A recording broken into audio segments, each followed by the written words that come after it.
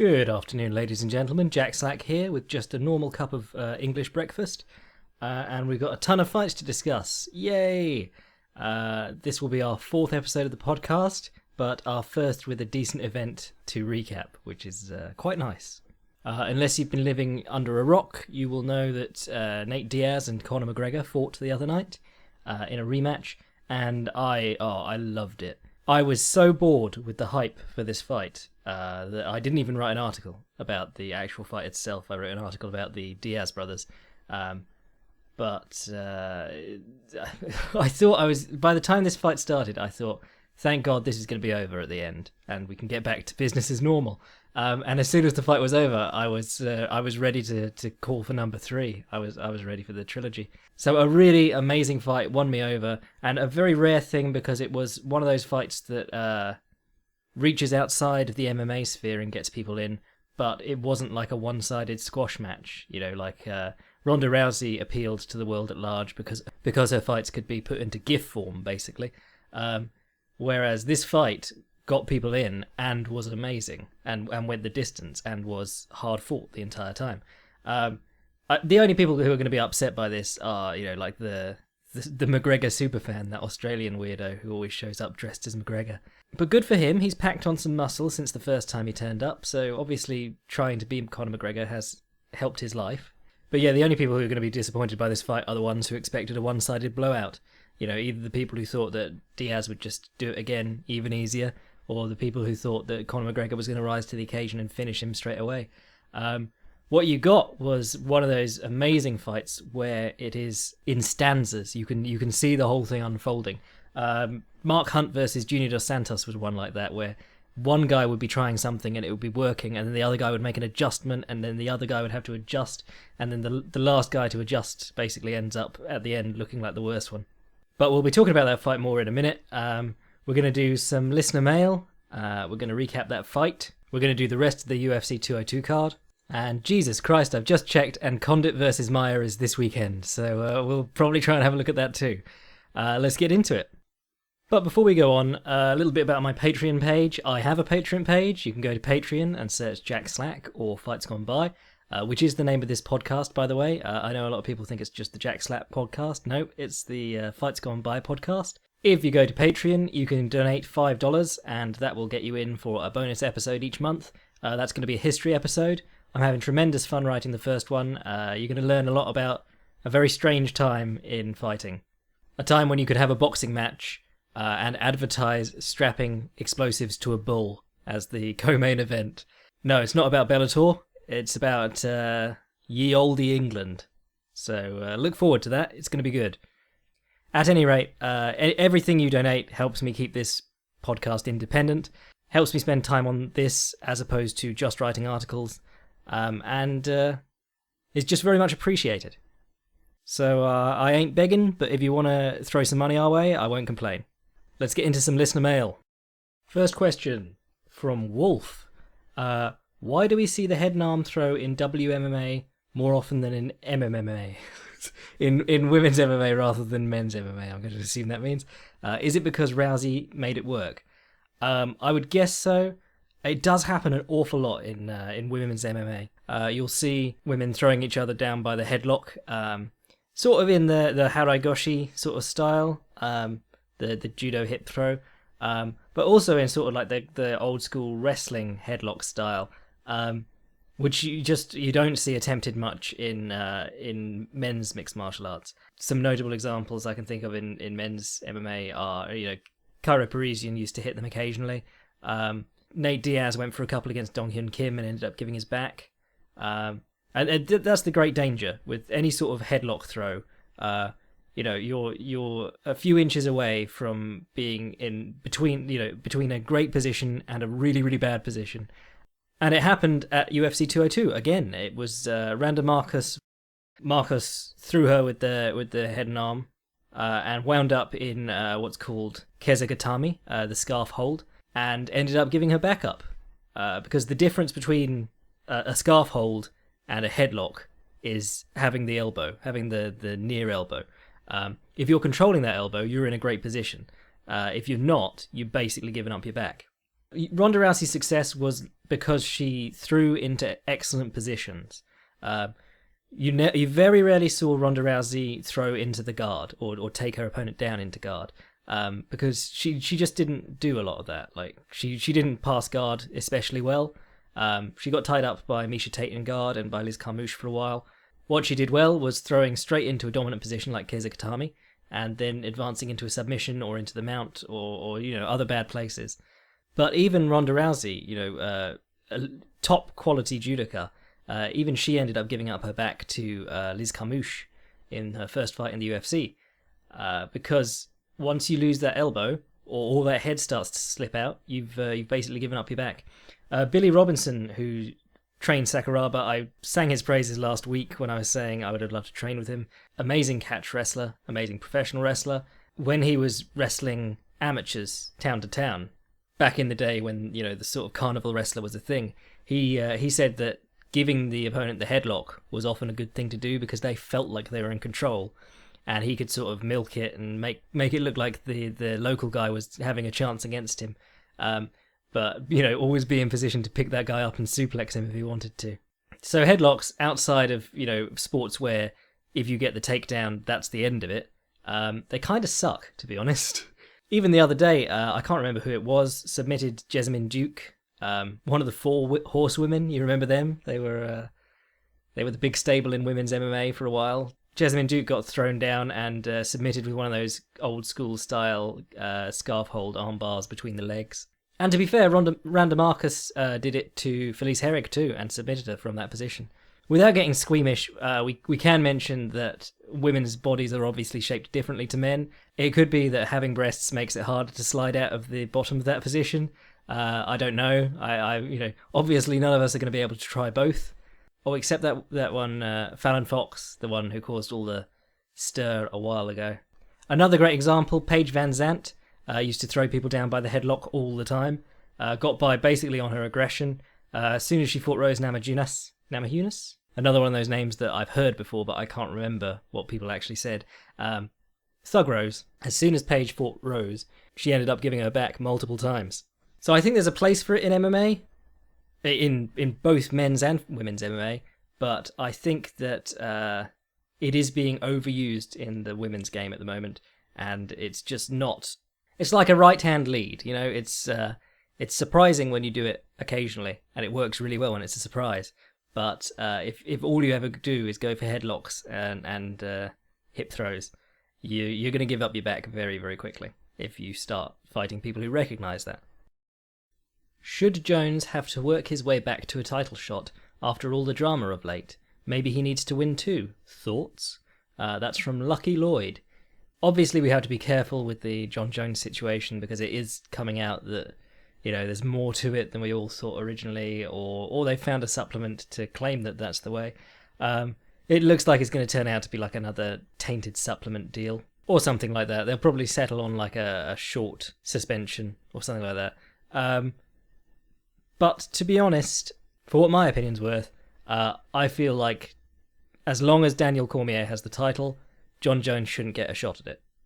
As much as I wanted to see John Jones versus Cormier too, and as much as I thought John Jones would probably have the edge in that fight, I feel like Daniel Cormier is an almost 40-year-old dude who's suffering increasing wear and tear on his body, and John Jones wasted a good deal of his athletic life preparing for that fight, wasting everyone's time. Unless it comes out that he's all clear and someone injected him in his sleep with something, then I think the case is probably that John Jones should have known what he was putting into his body. He's a professional athlete, and it was his fault that the fight fell through. So I'd be quite happy for him to not get another shot at Daniel Cormier. If Daniel Cormier loses the belt, sure thing, put John Jones in with whoever. It's just, it seems like it's unfair to keep asking Daniel Cormier to prepare for Jones when the guy's life is a train wreck and he keeps sort of driving himself off the rails.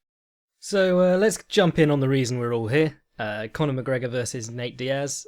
Terrific fight. I said that already in the introduction, but I just wanted to underscore once again that I loved this. It was a fight in which one man came in specifically prepared for his opponent's shortcomings, Nate Diaz's shortcomings are pretty well known by now. It's not like it's not like back when I was writing articles, a guest article on Cage Potatoes saying this Nick Diaz, he can't deal with low kicks very well to the outside of his lead leg, and no one was believing me. No, now it's been shown dozens and dozens of times. The Diaz brothers stand with their lead foot toed in. They really struggle with the low kicks, and Conor McGregor came in prepared to abuse that. You'll recall in the first episode of this podcast, we talked about methods in which the smaller man can mitigate a range advantage. And one of the ones we pointed to was attacking a nearer target with a longer weapon. When Conor McGregor was simply swinging for Diaz's head with his left hand, he was having to reach all the way, and Diaz was leaning back too, which really made it difficult. But in this fight, Conor McGregor started attacking that lead leg early and really stuck with it. And not only does it break Diaz's stance and get him out of position, allowing Conor McGregor to follow up with punches if he wanted to, eventually the fighter being kicked has to start checking. It created a range disparity the other way. So where Nate Diaz's boxing was longer than, or boxing arsenal was longer than Conor McGregor's, Conor McGregor now had the longest weapon in the fight because Nate Diaz kicked so little and so ineffectively. For the most part, he did actually bring back that front kick to the body later, which I really like, and it was really good. But what you saw was, rather than waiting for McGregor to come to him, as he did in the first fight, and then started connecting those checking hooks, slaps, coming back with the 1-2, this time around, he suddenly had this urgency that he needed to start closing the distance, and he'd start reaching out with the jab and coming in behind it, and every time he stuck it out there, McGregor would hit a cross parry, which is lead hand to lead hand on the inside, and fire the left hand over the top. And Diaz went to the body jab as well, which is a nice long weapon. The uppercut wasn't there this time because clearly that was something that McGregor had been preparing for Dos Anjos. Because in the first fight they kept calling for it, and he threw a couple when Diaz was coming in with the body jab, and Diaz abandoned that shortly after. But this time he was looking for left hands across the top of the body jab, it can be hard to do because you've got like an iron rod from their shoulder to your stomach, and you're trying to connect over the top at their head. And if they're punching right in front of their shoulder, they're obviously getting their longest reach, whereas you're trying to punch wherever their head is. But yeah, so McGregor began the fight by kicking from the outside, and then Diaz had to close the distance, and every time he tried to close the distance with the jab, McGregor would counter with the left hand. And then things changed a little bit when Diaz stopped trying to come in behind his jab and actually just put up the double forearms guard and started walking down McGregor. Because where he'd been coming in offering an opening every time, now he wasn't, and every time McGregor started throwing back at him, he'd be drawn into exchanges rather than nice, clean counter punches and moving away. It was really interesting to see Diaz realize that was what was necessary, because they do have such a bad reputation for being adaptive fighters. But that was very impressive that he realized, okay, I'm getting picked off coming in. Why don't I just put my gloves up and get in on the inside to brawl? And you saw McGregor get very uncomfortable there. He started rushing these low kicks while moving backwards. And that time that it looked like Diaz had basically knocked him down, but the fence kept him up. That was because McGregor was on one leg when Diaz stepped in and hit him. Then we got to the fence, and Diaz was doing lovely work along there. We were talking about the single underhook control with the head in front of the opponents, and then punching sort of in front of your own head with your free hand. That was really annoying him in the first fight, annoying McGregor in the first fight, and he looked really well prepared for that in this fight. He was using the biceps tie, which is a really old technique. Like, even if you watch Jack Johnson, the first black heavyweight champion of the world, he was doing that on the very earliest fight films. He was just both gloves on top of his opponent's biceps, cupping over them, stopping them from punching him on the inside, and keeping them in nice and close so that they would try and punch and tire themselves out. So McGregor was going bicep ties on the free hand, landing nice knees to the body with his back to the fence, which was really impressive. And then he'd start breaking his hips out to the side that Diaz had his hand free, and then he'd roll the elbow over the top and move straight in on the underhook, and then continue turning him. The elbows were a really nice touch. That was something that he went to even more when he realized that Diaz was coming in behind the double forearms rather than offering him the counters. Elbows against the Diaz brothers especially are going to be a great idea because they bleed so much. They've got all that scar tissue around their face. And if you are, it's wrong to judge a fight on who's bleeding the most. The old Lennox Lewis, look at his face, because some people just bleed far more than others. Anderson Silva has skin like adamantium, but Fedor Emelianenko would cut like a light breeze would cut him open. It's just Ferdy Pacheco, Muhammad Ali's doctor, used to think that it was the amount of melanin in your skin affected how easily you cut from blows. And there's a whole pseudoscience around cuts in general. Like Kid McCoy famously thought that you could cut people open by twisting your fist just on the end of your punch and stuff like that. But cuts are a really valuable weapon because of the blood. You saw by the end of the fight, or in fact by the third and fourth round, Diaz was stopping to mop the blood out of his face. And if a fighter is doing that, that's not like a twitch. They're not doing it for no reason. It's because there's blood in their eyes. On the subject of Diaz and stuff in their eyes, you'll remember the second KJ Noons Nick Diaz fight. KJ Noons came in with this like surfer boy haircut. He was looking good, to be fair. Good looking lad. But he'd stop every exchange to like mop his own hair out of his face, and Nick Diaz started to realise this and would just wait for him to do it and start punching him. It was really frustrating. But yeah, getting blood in someone's eyes is a tremendous advantage, because a lot of the times a fighter pumps out a jab, it's just to obscure the vision directly in front of the opponent's face. You're not even trying to like close their eyes with the jab, you're just trying to put something in their vision so that you can move in behind it. And if there's blood in their eyes, that's like having a jab out there all the time, So elbows, great decision by McGregor. Very good weekend for elbows, actually. Tim Means was doing gnarly work with his elbows, and he really demonstrated how a very short elbow is still enough to slice a dude wide open. And that was directly above the brow, and it was going in his opponent's eyes the whole time. It was just, and the guy couldn't see any of the blows coming after that. And then, of course, Brock Lesnar in his pro wrestling match at SummerSlam with Randy Orton, hard way elbowed him. They apparently agreed that Brock Lesnar was going to legit elbow him and open his head up. And to be fair to Brock Lesnar, he did it really well. Like, it took, I think it was 2 attempts he took, and he got it just so that it snacked across the top of the brow. It wasn't like a full forearm connection. It was just one of those ones that dings off the top and opens up a huge gash on the head. And it was pretty scary to watch. I don't know why the WWE would do that in the middle of being sued by a load of athletes who have brain damage, but they've also banned blading, which was the safe equivalent of drawing blood. So they're a very strange crew, and the way they treat Brock Lesnar is kind of like the way the UFC treated Brock Lesnar. Brock gets his own rules, which everyone else hates. But back to McGregor versus Diaz. The elbows along the cage from McGregor were really nice. And the way he began to counter that double forearms walking forward guard was in about the fourth round, he realised that Diaz's body was wide open every time he did it, because obviously you've got no big gloves to hide behind. You're not boxing. So we're talking Diaz's wrists and elbows were coming up to make the shield in front of him. So his entire body was exposed. And in the fourth round, McGregor put in this front kick, the same one that he used to win Chad Mendes, the front snap kick. Put in a beautiful one of those, and Diaz's hands immediately dropped.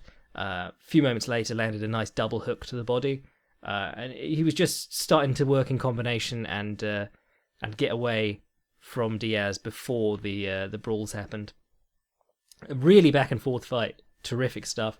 The one that's divisive this morning is the running away.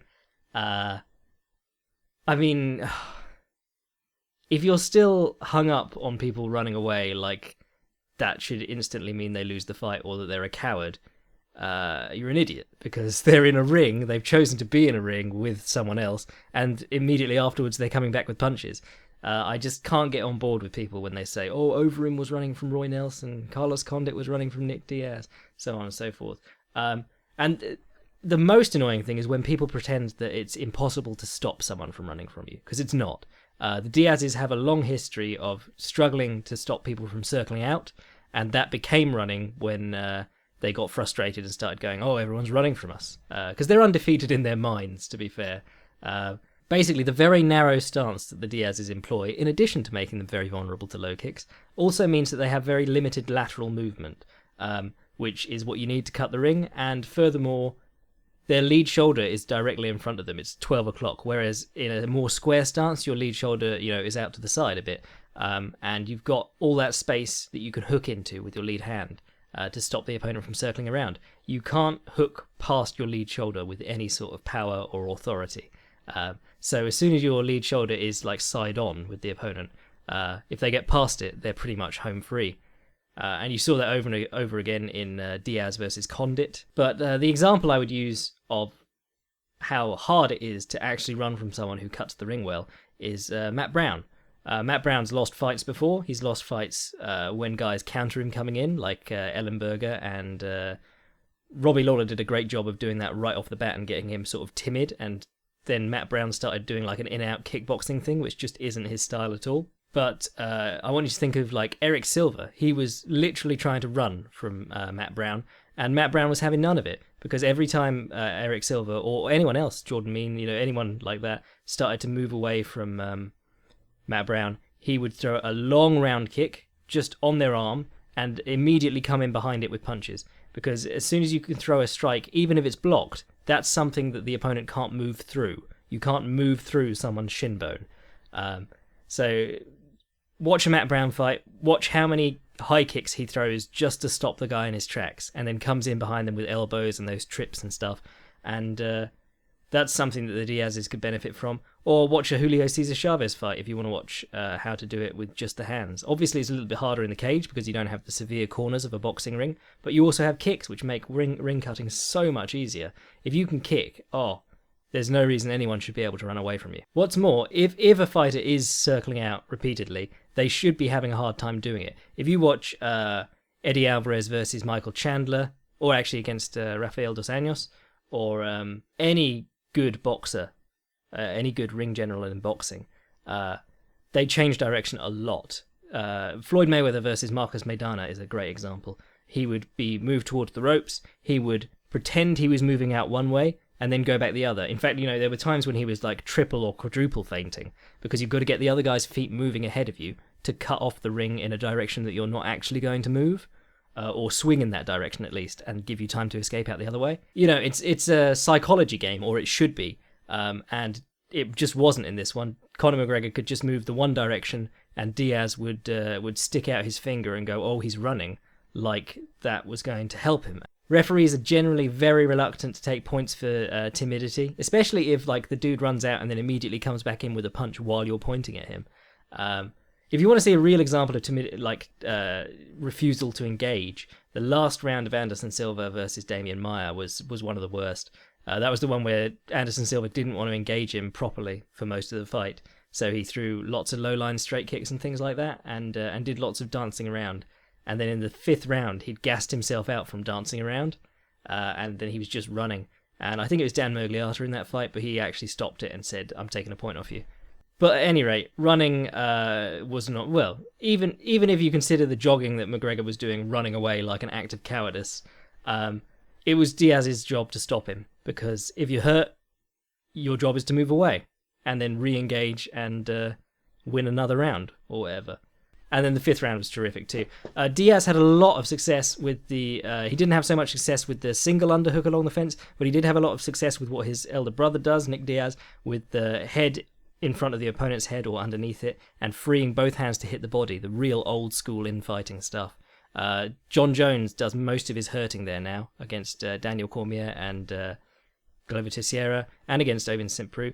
It's just such a dominant position. It's a terrific position to work from. It's like having someone pinned to the mat, but you're standing so that you've got both your legs, your hips, you can get the whole body into the punches, and you're working on their body, which is a target which really pays dividends down the stretch. I hope we're entering an era where fighters realise the value of that, because when you're actually allowed to push the opponent around, you should be infighting along the fence a lot. And the guys who are doing it have been eating other guys alive. Even Antonio Rodrigo Nogueira, who was a punching bag for most of his career, just not a very defensively savvy boxer. An absolute hero, terrific at taking the punishment and coming back, but just dreadful on the feet. Even he started to have much greater success when he adopted the sort of press them to the fence, get your head under theirs, free your arms and start hitting the body method. He did it to Frank Mir in their second fight, even though Mir was in much better shape than him at that point. He beat Mir up along the fence in that fight. And then in the fight with Fabricio Verdum, he had tremendous success from that position, even though Verdum went on to become the world champion like a couple of months later, or a year later, or something like that. It's a position which really stifles people, and you can actually get some real hurting blows in from there. It's not like a wall and stall, it's actually working, and a great position. Returning to the low kicks for a minute, one of the things that Diaz had success with in the first fight was leaning away and taking the power off of McGregor's long left hands. And because Diaz is taller and longer and fights in that long stance, McGregor was really having to reach for it and getting hit with check hooks, and a lot of the power was being lost on the punches. By kicking Diaz's lead leg over and over again, Diaz was forced to start picking that leg up. He had to get light on it. And getting light on the lead leg obviously means putting more weight on the rear leg, which means bringing the rear leg further up underneath you. The way that Diaz leans away from shots is by having that nice long stance and leaning back onto his rear leg. So in forcing Diaz to shorten his stance and lighten his lead leg, McGregor effectively took away the lean. And you can see this in one of the knockdowns. He kicks the leg a few times. Diaz starts picking the leg up, and his rear leg's directly underneath him in his stance, in between the picking up of the lead leg. And then he goes to pick up his lead leg one more time and catches left hand over the top, and his head is just there for it. He's none of the leaning, none of the rolling with it that he did in the first fight. And that's one of the real advantages of kicking the lead leg. If you can get the guy picking his leg up, he's anchored to the floor on the other leg. It's a great lesson for guys who are fighting someone who's leaning away. It's a great lesson for people fighting people who move a lot. There's very few instances where kicking the leg isn't going to be a good thing. And I was getting people emailing me before this fight saying, look at this, Conor McGregor's low kicks. He doesn't throw very good low round kicks. And there was some footage online of him kicking a bag, very tired, not very good form. And that's the thing that people don't seem to understand. You don't need good low kicks to benefit from using low kicks. It's not like if you're going to try and leg lock someone, where going to leg lock someone actively takes you into the position where you could be leg locked. Low kicks are a tool. You don't have to put the years and years of learning the timing and the setups and the counter low kicks that Ernesto Hoost used to make them like an elite level weapon. You just have to be able to throw them and confident throwing them to make them work for you. Rick Story was low kicking with Donald Cerrone, and it was working because he was picking Cerrone's legs up, and he could have been moving in after it. He was having trouble with... Well, we'll move on to that fight now, I guess. What really made the difference once again was Donald Cerrone's intercepting knee. Rick Story ate a couple of those on the way in, and suddenly he just wasn't so keen to push in on Cerrone anymore. Got stuck on the end of his reach. It was Cerrone's body shots making the difference, not Story's. He couldn't get into range to do his own with any real effect. And then the finishing combination was just gorgeous. The right hand to the body, and then I think it was a left hook to the head, and then the right high kick. And Jesus Christ, does Story have a chin on him, because he takes this shin bone to the face and then he's turning around and Donald Cerrone is swarming in on him, and it looked like he couldn't remember how to fall down. It was it was a hard kick he took in the head. Great performance for Cerrone. Rick Story is as tough as they come, and his entire career has been built around being matched up with the next big thing and then making the next big thing not the next big thing anymore. So Cerrone getting through that is a really good sign for his career. And talking of low kicks, Lorenz Larkin, fantastic performance. Using that beautiful heel kick to the body. We're calling it the oblique kick, and everyone online is arguing about the term oblique kick. I heard Paul Vunak, whatever his name is, the Jeet Kune Do guy, calling the kick to the knee the oblique kick years ago, like on VHS. I learned it as a category, but fuck it, just call it a heel kick. Nobody cares. Who is getting that worked up about nomenclature? Names. But it was really cool to see him using that heel kick to the body. Frankly, we could call it the Larkin kick, because I don't think I've seen anyone else using it to any real effect. And he was sending Magny flying with those, and then he was using the low kicks to the back of the calf. Magny was also fighting in with a rather turned in side-on stance. And I think that was to make use of his jab, because Magny's reach is so severe for the weight class. Larkin did the Rob Kamen thing where you kick the other guy in the leg so hard that you burst your own shin open, it starts bleeding, and then you just keep kicking him, and the blood on Magny's leg was coming from Larkin's own shin. But it was amazing to see Larkin. You remember last week in our podcast, I was pretty skeptical. I said I love watching Lawrence Larkin, but he's got no urgency at all. And what did he come out showing? He showed he wanted to beat this guy up quickly. And it's done wonders for his career. Now we're all going, oh, Lawrence Larkin, he's a force at welterweight. If he'd won the split decision or the close decision again, I don't think we'd care. But, you can make a statement with your actions in the cage. It's not the wins and losses on the record that matter so much. Artem Lobov, he impressed me. Yeah, well, I had we had a little laugh about it last week. I said, he's not the best fighter in the world, but he'll be interesting. And he came out with similar game plan to McGregor in the main event. But his low kicks were pounding in. Obviously, they've been working at the same stuff in camp. Beaten up Chris Avila, just knocked him all over the ring. Great performance by Artem Lobov. There may be, as much as we have already capped his potential in our minds, there's room there for surprise, and I'm looking forward to seeing what he has in his next fight. Cody Garbrandt versus Takeya Mizugaki. Oh, I mean, if you're building a highlight reel and you want to let Dominic Cruz call you out, that's a great fight.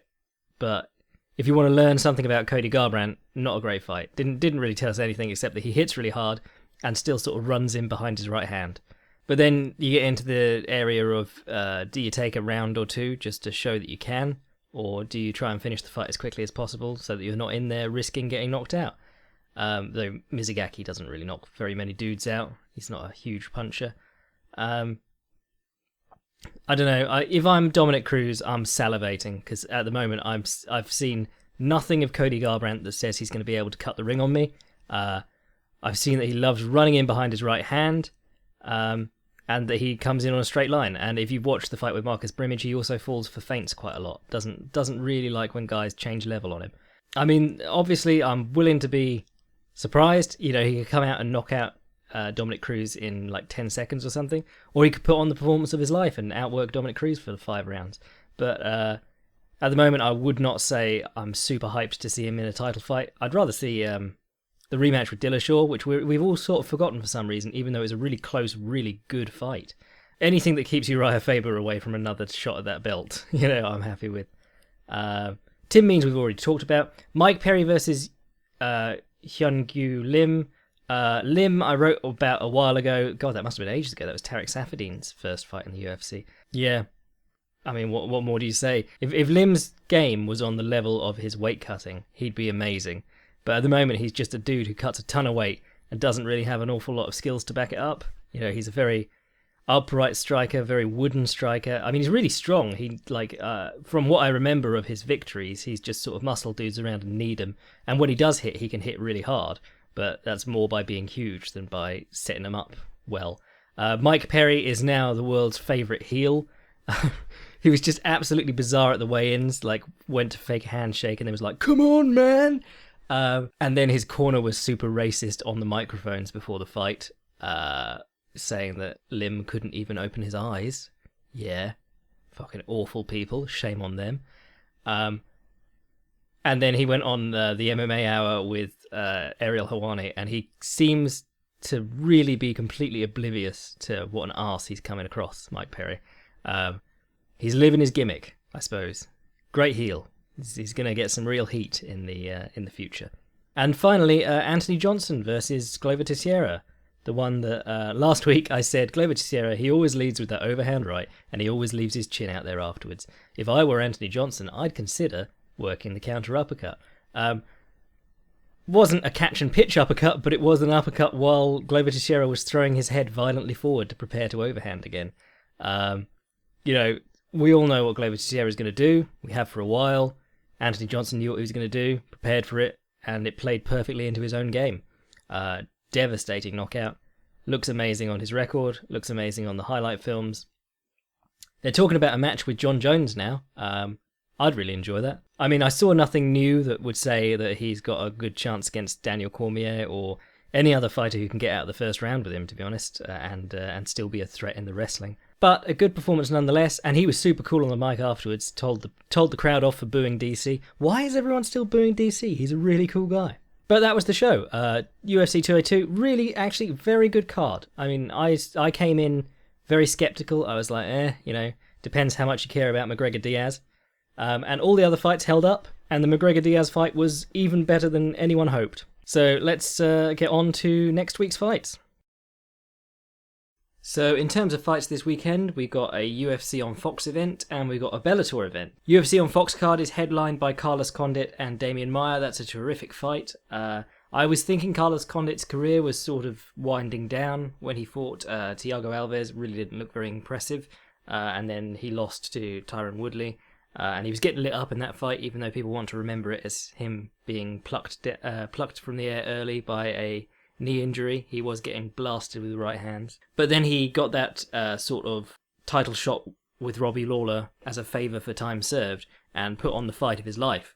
And a lot of people thought that he probably won that fight or should have or would have scored it that way. I think I probably would have. I can't remember what I actually did score it. But yeah, he astounded me in that fight. He's always been a dangerous guy. His striking is hard and crafty, but not always the most technically sharp. His ground game is tremendous. He works wonderful elbows out of the clinch. I think I've called him an opportunist before. He's probably the best sort of, if you give him an opening to finish, he'll finish sort of guy. So he doesn't always win all the rounds. He's not a really controlling sort of fighter, but he can finish from almost anywhere. Meanwhile, Damian Maia is, of course, the greatest jiu-jitsu player in MMA today. I mean, you could throw Jacare in there with him, but it's one of those two.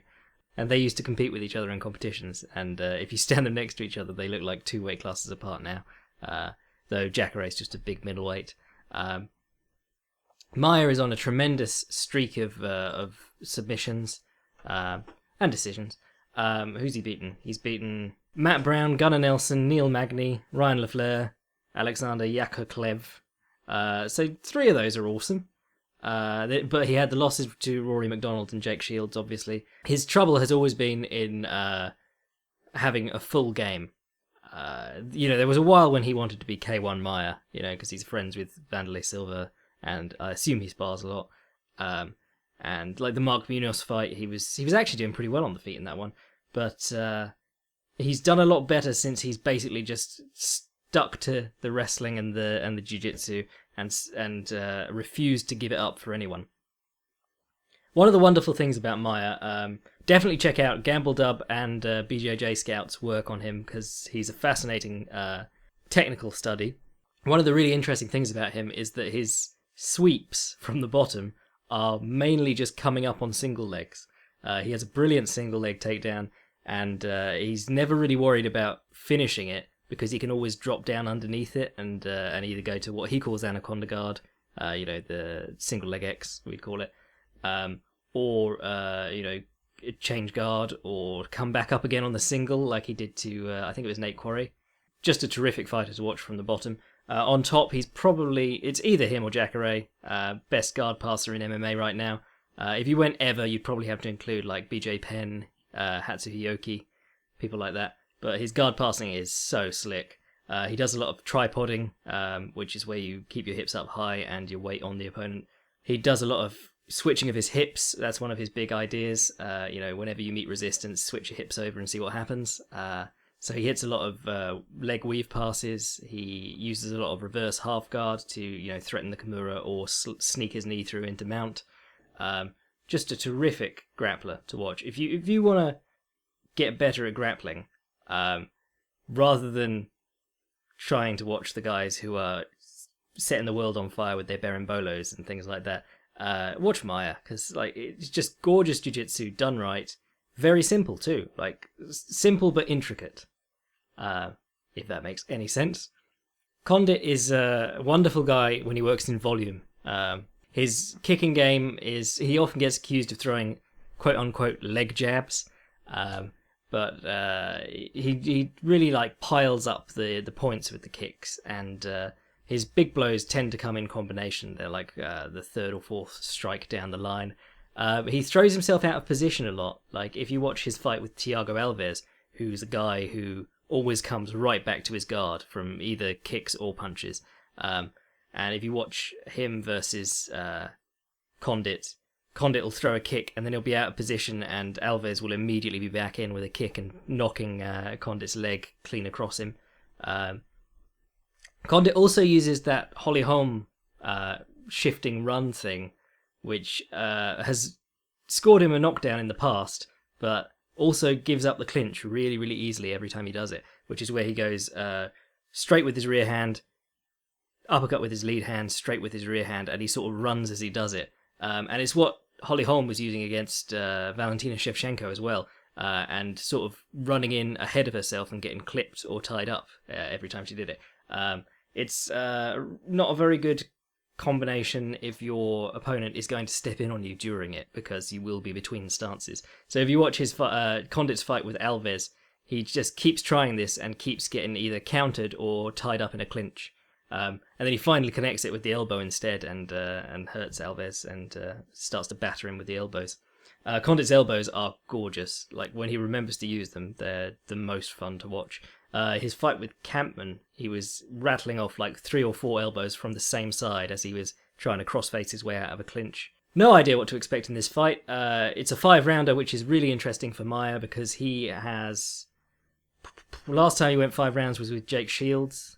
Oh no, sorry, he did go 5 rounds with Ryan LaFleur, but Ryan LaFleur, that guy, Ryan, he's not the caliber of opponent that Jake Shields and Carlos Condit are. He did fade, Maia did fade in the Rory McDonald fight. Obviously part of that was Rory McDonald kicking him in the body, but then Carlos Condit's probably going to be trying to kick him in the body too.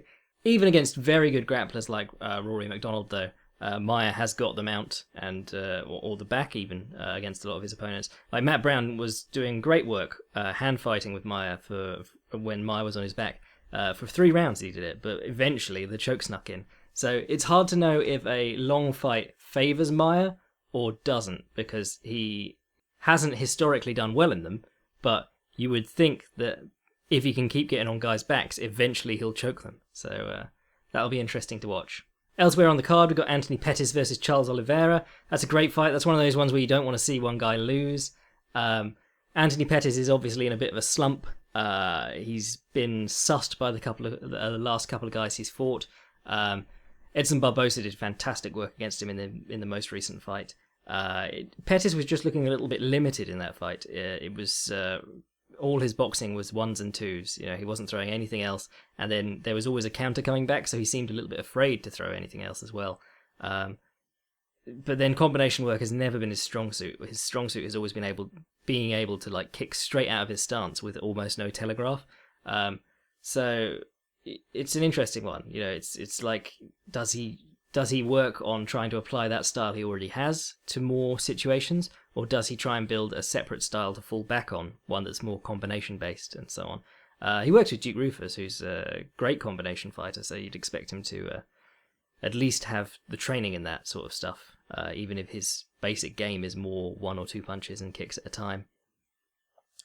Charles Oliveira, who is back after his unfortunate esophagus tear. Oh no, that was 2 fights ago. He's fought Miles Jury since then. They guillotined him. Oliveira is brilliant from the front headlock. Anything like that, he's almost like Tony Ferguson. If you duck in on him at any point, he's gonna tie you up in some kind of head and arm choke or a guillotine. He works really well from the double collar tie. Has great elbows from there too. Decent kicking game. His issue has always been sort of a rocky chin. 3 KO/TKO losses in his career, but then one of those was a torn esophagus, and how often does that happen? But the other 2 were to Cub Swanson and Donald Cerrone. Lost that decision to Frankie Edgar when we were all thinking, what's that Frankie Edgar got left? And then he fought BJ Penn a 3rd time for no reason. We were all going, and then suddenly he got it all back on track and started looking amazing. Oliveira, obviously famous for the Do Bronx choke, as he calls it, which is basically an anaconda, but with the step over the back of the head like a Peruvian necktie. Really cool thing. Elsewhere on the card, you got Sam Alvey. He's one of my boys, versus Kevin Casey. Should be interesting. Sam Alvey, obviously, you're always looking for that counter right hook. Kevin Casey, you're always looking for the bitterness after the fight. No. Kevin Casey, obviously, top quality grappler. Did really well against Keenan Cornelius in a pure grappling competition on short notice. So he's legit. Jim Miller versus Joe Lozon, which is the one that all the hardcores are excited about because their first fight was phenomenal.